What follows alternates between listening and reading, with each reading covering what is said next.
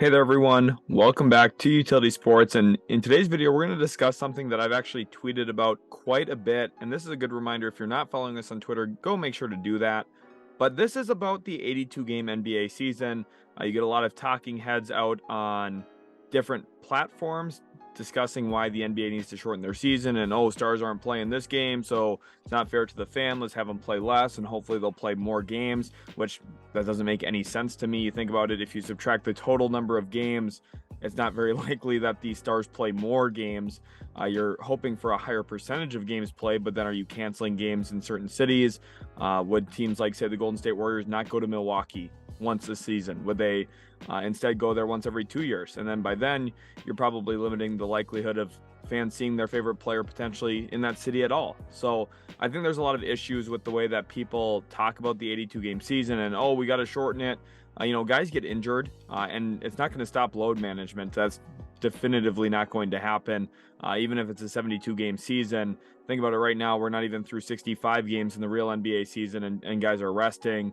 And it's not because, oh, there's an 82 game, schedule. They're, trying to plan for that, game 72 through 82. Teams are still going to rest guys with 72 games. It's not really, that hard to understand. So I tweeted alternative ideas to shortening the 82 game season because I think the last thing I want to see is less basketball. And I think that everyone should feel that way, especially if you own NBA League Pass.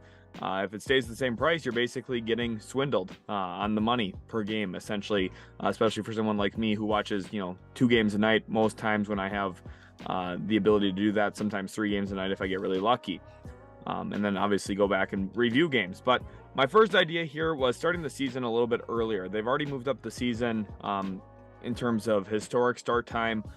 They've also lessened preseason games in the past, and I think that's something they should continue to do. I think limiting the preseason a little bit more would still be good. And beginning the season 1 to 2 weeks earlier does go a long way in helping this situation. It gives you time to space out games a little bit more, which would, mean less back-to-backs. And I'm not talking about just only the Denver Nuggets. I'm talking about every team in the NBA.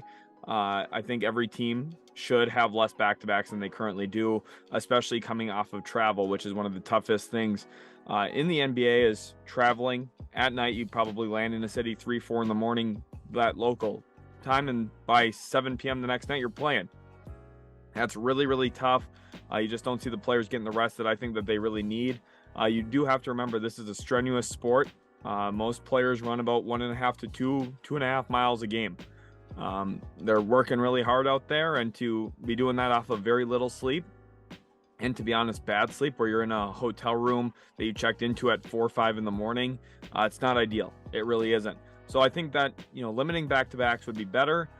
Or adding a week-long break in the middle of December after, 2 months into the season, which would essentially be a refresher for teams to prioritize rest and health, which would hopefully turn the season into like 3 segments where you have, hey, here's our first little trimester of the season, right? From October to mid-December.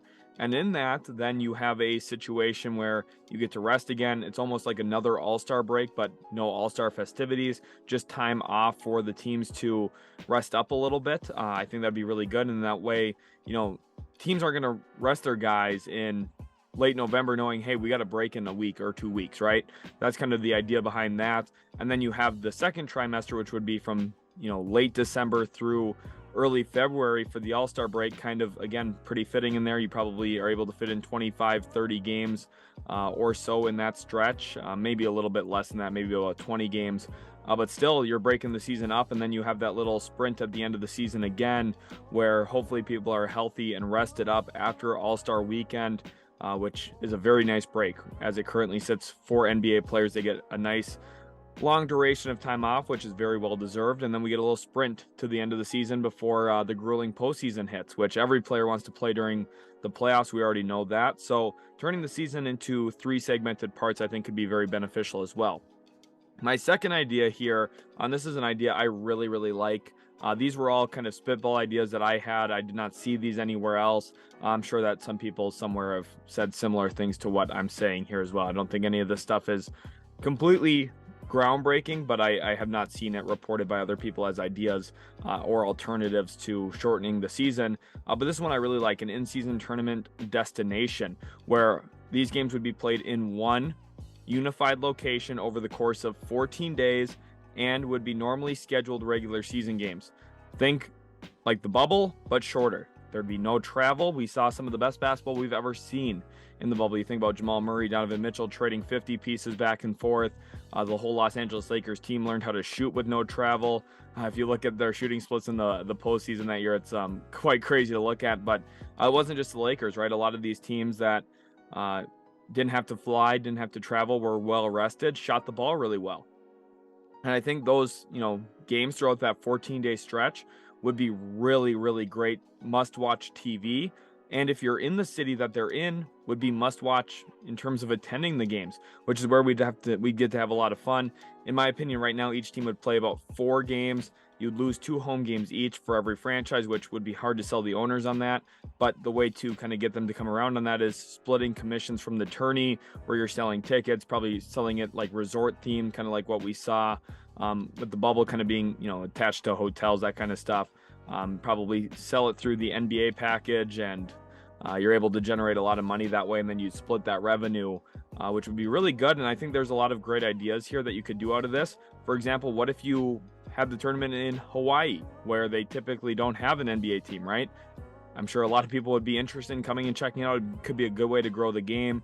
Maybe having the game in an NBA city every year. It could be like another all-star event type thing where, hey, teams are hosting, and it'd be really good for the local markets as well. Think about, if you're in Minnesota and all of a sudden all 30 teams are there for the course of 2 weeks, you're selling out hotels, you're making a lot of money for local communities as well. So I think it would be really beneficial, not only for the NBA itself, but also for some of those local markets and growing the game of basketball, specifically the league that the NBA is.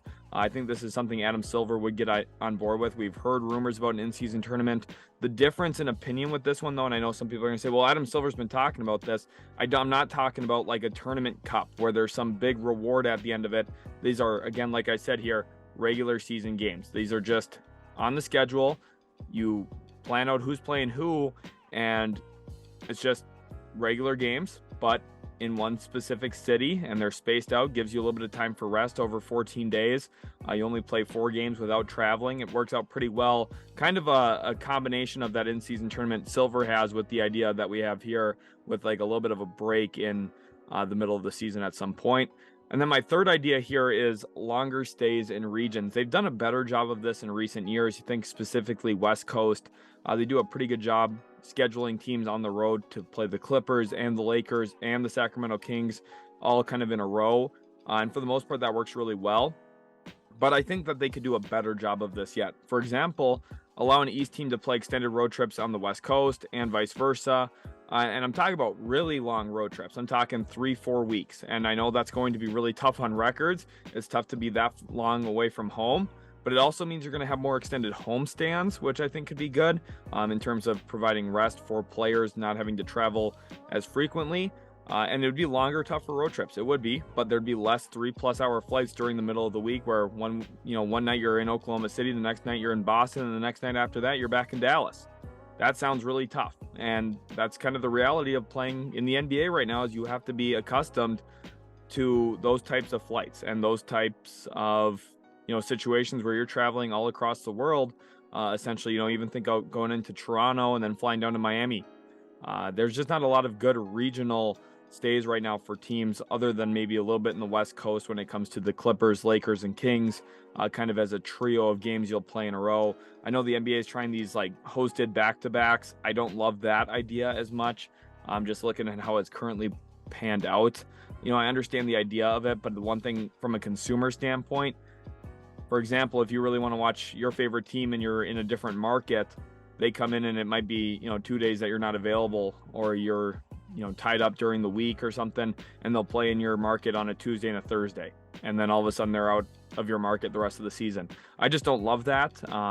It's kind of tough.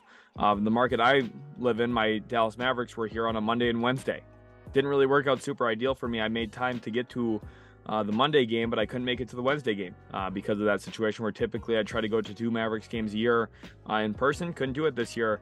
But the example I have here is Utah flies to Boston, plays the Celtics, stays in the East for 3 weeks to face Knicks, Nets, etc.